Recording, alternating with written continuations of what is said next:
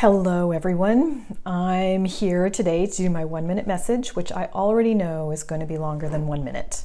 I made some notes today based on what came in to share with you, but it felt like it'd be very helpful to share sort of the challenges I feel about sharing what I do and why it's challenging. I know why it's challenging, but getting past the challenge is the work, right? So, one of the thing that I do is very transformational. So I will tell you what I do, but it's not normally what I write into my materials. I have the capacity to hear what somebody wants or their dreams and desires about what they're trying to create, and I can see their highest potential and then hold the energy for that highest potential so that they can find their way there when they get lost.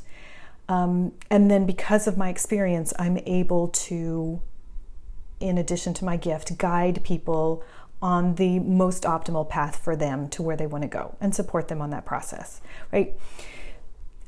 There are very, very, very few people in the world, I think, that can fully understand what I mean when I say I can see your highest potential and I feel it in the energy and I'm holding it in this field of possibilities. So I don't often express it that way, and I don't really think people go searching for, here's what I'm looking for, someone to hold my highest potential in the field of possibilities. Like, it doesn't happen, but that's essentially what I do when I work with clients. So when I put together programs or when I'm sharing what I do, I have often found it very challenging because that's what I actually do. In conventional speak, I help people make transformations. I am very expert in business, and then I'm also really techie and geeky, and I make all of that really easy. So that tends to be what I share. But what I find challenging to do is I have a lot of marketing education, if you will, training, and a lot of marketing says sell to people's needs and wants. So I don't know that a lot of people need and want someone to hold their highest potential in the field of possibilities. They don't go looking for that necessarily. Maybe that's a myth, and you guys will bust it for me by sharing that, but it is from the conventional teachings. It's not a traditional need or want that people articulate.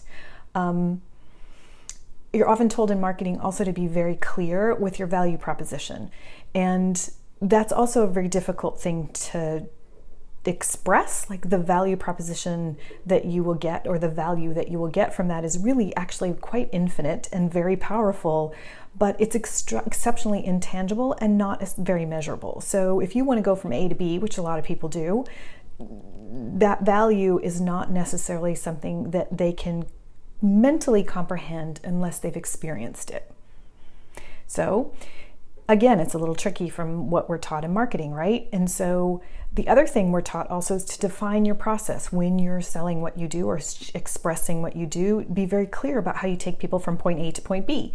Whoa, well, I don't have a clear process that I feel comfortable sharing that I'm going to take you from point A to point B. The closest I can get is saying that I will take you from where you are to learning how to experience ease. But there isn't a one pathway. So there isn't a methodology I use. And so then I feel challenged again from the perspective of sharing what I do with the world. And so just sharing openly with you all. And then the last thing that for me is really difficult, because I was trained from a place of being very measurable and defined, but marketing does ask for measurable.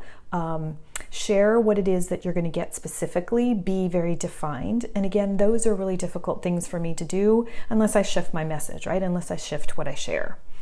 So I'm basically sharing why these things are difficult for me. Marketing asks us or expects us to do these things. So I think I just got a call just came in. I thought I just turned off the do not disturb. So I'm going to continue on. So that's why things feel challenging.